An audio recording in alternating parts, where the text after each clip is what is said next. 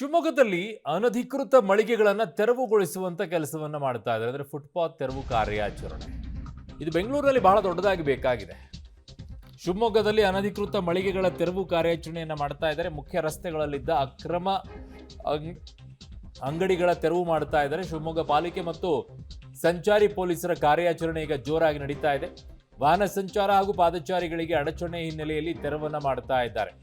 ಬೆಂಗಳೂರಿನಲ್ಲಿ ಸಿಕ್ಕಾಪಟ್ಟೆ ಬೇಕಾಗಿದೆ ಇದು. ಆಕ್ಚುಲಿ ಮಸ್ಟ್ ಅಂಡ್ ಶುಡ್ ಬೆಂಗಳೂರಿನಲ್ಲಿ, ಬಟ್ ಯಾರಿಗೂ ಮೀಟ್ರೇ ಇಲ್ಲ.